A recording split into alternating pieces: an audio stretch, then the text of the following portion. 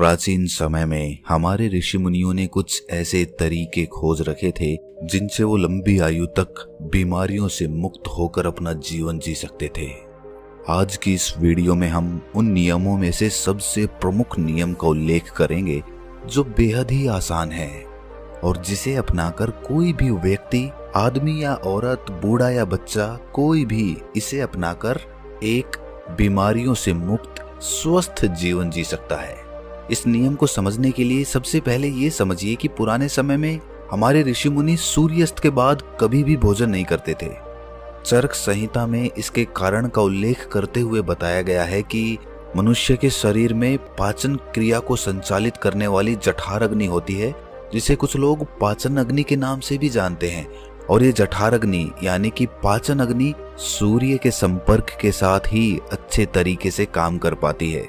और जब सूर्यास्त के बाद कोई मनुष्य भोजन करता है तो रात के समय उसकी पाचन अग्नि सक्रिय नहीं होती है, जिसके कारण धीरे धीरे पाचन क्रिया का काम बाधित होने लगता है और इसी कारण समय के साथ शरीर में बीमारियों का जन्म होने लगता है।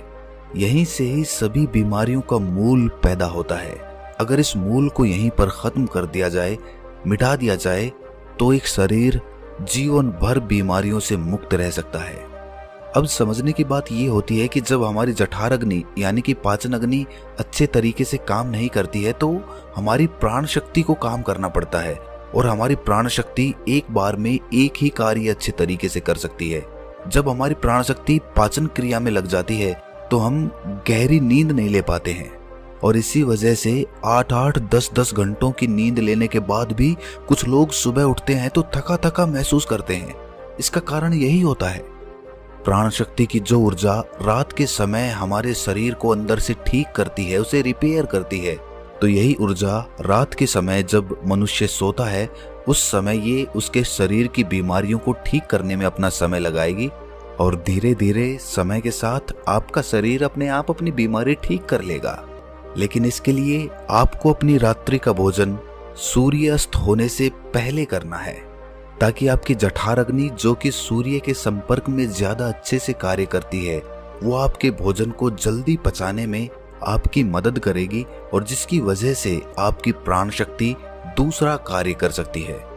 मान लीजिए आप शाम के 6 से 7 बजे के बीच में भोजन करते हैं, उसके बाद आप 9-10 बजे के करीब सोने जाते हैं, तो ये जो 2-3 घंटे होते हैं इसमें आपका ज्यादातर भोजन पच चुका होता है और बाकी का भोजन रात्रि के 1 बजे तक पूरी तरह से पच जाता है और उसके बाद आपकी प्राण शक्ति आपकी बॉडी को रिपेयर करने में लग जाती है, आपके शरीर की बीमारियों को ठीक करने में जुट जाती है। और यही वो समय होता है जब आपका शरीर खुद को डिटॉक्स करना अपने आप शुरू कर देता है। इसी प्रक्रिया को अर्ध उपवास कहा जाता है, जिसकी पूरी अवधि 16 घंटे की होती है। लेकिन जो लोग दिन में 16 घंटे उपवास करने में सक्षम नहीं हैं, वो 12 घंटे से शुरुआत कर सकते हैं। यानी कि अगर आपने रात्रि को 7 बजे भोजन किया है तो आप अगले दिन सुबह 7 बजे ही भोजन करें, जिससे कि आपकी बॉडी को तकरीबन 6 घंटों का समय मिलता है खुद को रिपेयर करने का। इस अर्ध उपवास में हमारे शरीर में क्या प्रक्रिया घटित होती है, पहले इसको समझिए। जब हम अर्ध उपवास करते हैं तो हमारे शरीर को पूरी तरह से भोजन नहीं मिलता, इसीलिए शरीर अपनी जरूरतों को पूरा करने के लिए अपनी कोशिकाओं में जो बैक्टीरियाज होते हैं उनको ही खाना शुरू कर देता है और इसी वजह से हमारी कोशिकाओं का अपने आप शुद्धिकरण होने लगता है। वैज्ञानिक भाषा में इसे ऑटोफेजी कहा जाता है, जिसका मतलब होता है बॉडी को सेलुलर लेवल पर डिटॉक्स करना। सिर्फ 21 दिन के लिए जो मनुष्य इस प्रक्रिया को अपना लेता है उसकी त्वचा में निखार आने लगता है, उसके बाल गिरने कम हो जाते हैं, सुबह अच्छी ताजगी होती है, रात को नींद गहरी आती है और मानसिक तनाव बिल्कुल मिट जाता है। कुछ लोगों को लगता है कि अर्ध उपवास करने से उनका शरीर कमजोर हो जाएगा, लेकिन अर्ध उपवास करने से शरीर का फैट कम होता है, मसल्स लॉस नहीं होता और मसल्स लॉस नहीं होता इसीलिए शरीर की क्षमता अपने आप बनी रहती है। अब तक आप ये समझ चुके हैं कि आपकी प्राण शक्ति आपकी बीमारियों को दूर करने के लिए किस प्रकार कार्य करती है, किस समय आपको भोजन करना चाहिए ताकि आपकी प्राण शक्ति पूरी ऊर्जा के साथ काम कर सके। ये हम समझ चुके हैं, लेकिन इसके बाद जो समझने वाली बात है वो ये है कि आज के समय में काम करते करते आदमी अपनी दैनिक दिनचर्या बिल्कुल छोड़ देता है। वो किस प्रकार सही समय पर भोजन करे अगर वो रात के समय काम करता है तो वो किस प्रकार भूखा रहे क्योंकि उसे तो आदत हो चुकी है रात के समय देर से खाना खाने की। और कुछ लोगों के साथ समस्या ऐसी है कि वो भूखे नहीं रह सकते, थोड़ी थोड़ी देर में उन्हें भूख लगती रहती है। तो ऐसे लोग किस प्रकार इस प्रक्रिया का लाभ उठा सकते हैं? देखिए, अगर आप 16 घंटे का उपवास कर रहे हैं तो उसके लिए आपको बीच बीच में कुछ लिक्विड चाहिए जिससे आपकी बॉडी भी हाइड्रेटेड रह पाए और आपके शरीर की डिटॉक्स करने की प्रक्रिया भी तेज हो जाए। शुरुआत में अगर आप अपना रात्रि का भोजन 7 बजे कर लेते हैं तो आपको 10 बजे तक भूख लगेगी ही लगेगी। उस समय जब आपको भूख लगे तो उस समय आप नारियल पानी पी सकते हैं। इससे शरीर में बहुत सारे लाभकारी फायदे भी होंगे और आपकी डिटॉक्स की प्रक्रिया तेज हो जाएगी। इसके अलावा आप कॉफी भी पी सकते हैं और जिन लोगों का वजन ज्यादा बढ़ा हुआ है, जो अपने वजन को कम करना चाहते हैं, ऐसे लोग थोड़े गर्म पानी में 1 नींबू निचोड़कर उसको पी सकते हैं। इससे उन्हें अद्भुत लाभ होंगे। कुछ ही दिनों में वो पाएंगे कि उनके शरीर का वजन कितनी तेजी के साथ घट गया है। लेकिन जिन लोगों को ठंड जल्दी लगती है, जुकाम जल्दी होता है, खांसी हो जाती है, बुखार हो जाता है, तो ऐसे लोग रात में पानी में नींबू निचोड़कर कभी ना पिएं। रात को त्रिफला चूर्ण भी लिया जा सकता है जो कि बहुत लाभकारी होता है। मैंने अपनी बहुत सारी वीडियोज में उसके बारे में चर्चा की है और किसी वीडियो में उसके बारे में पूर्ण तरीके से हम चर्चा करेंगे। वो आपके शरीर को डिटॉक्स करने में उसकी बहुत सहायता करता है। सुबह आपका पेट अच्छे से खाली होगा अगर रात को आप त्रिफला चूर्ण लेकर सोते हैं तो। जिन लोगों को डायबिटीज या फिर शुगर की प्रॉब्लम रहती है, ऐसे लोग अर्ध उपवास पूरा करने के बाद जब अपना पहला भोजन करते हैं, यानी कि सुबह ब्रेकफास्ट जब वो करते हैं, तो हल्के गर्म पानी में एप्पल साइडर का विनेगर, दालचीनी का पाउडर और ऊपर से 1 नींबू निचोड़कर पी सकते हैं।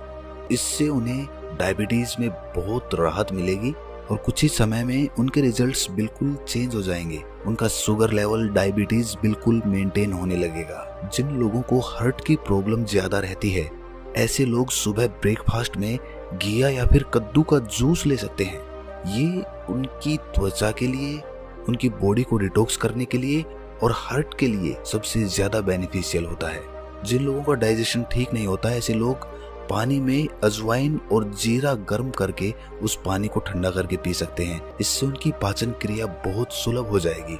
और जिन लोगों को अर्ध उपवास करने में दिक्कत होती है, बार बार भूख लगती है, तो ऐसे लोग हल्के गर्म पानी में शहद मिलाकर पी सकते हैं।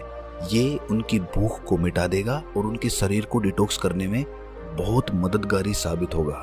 कुछ लोग जल्दी रिजल्ट्स पाने के लिए हफ्ते में 2-2 दिन उपवास करते हैं, लेकिन फिर 5 दिन पेट भर भर के भोजन करते हैं।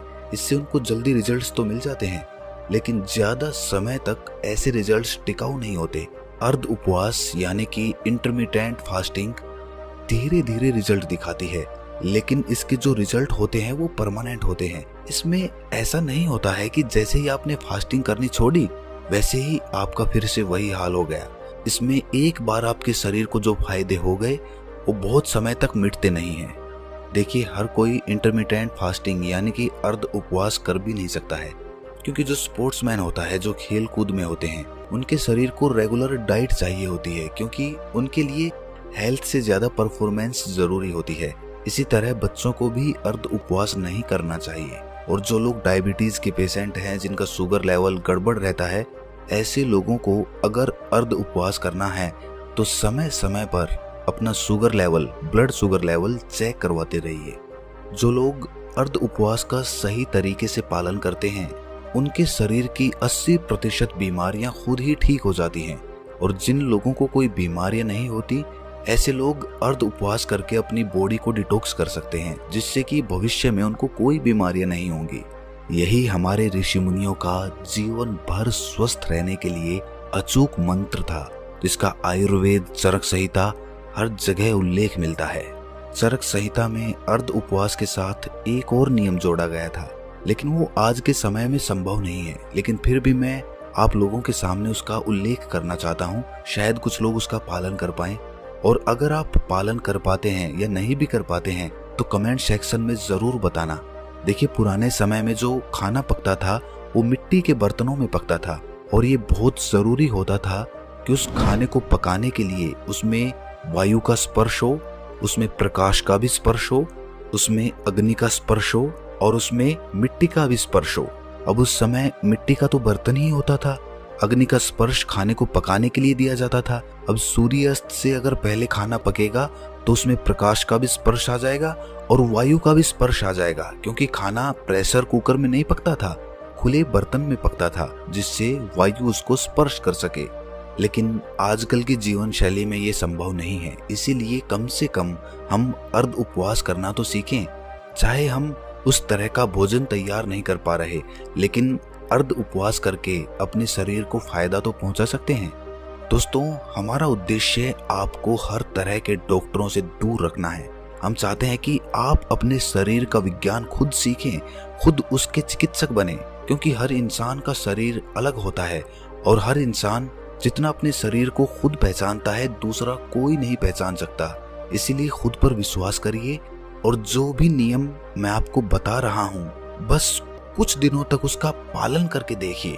कोई पैसा नहीं लगेगा, फ्री का उपचार है, करके देख लो और उसके बाद आप अपने जीवन में क्या बदलाव महसूस करते हैं उसको कमेंट सेक्शन में लिखकर जरूर बताएं, क्योंकि यही हमारा पुरस्कार होता है।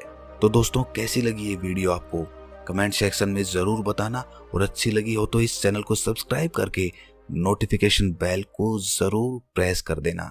तो मिलते हैं अगली वीडियो में, तब तक के लिए अपना ख्याल रखें।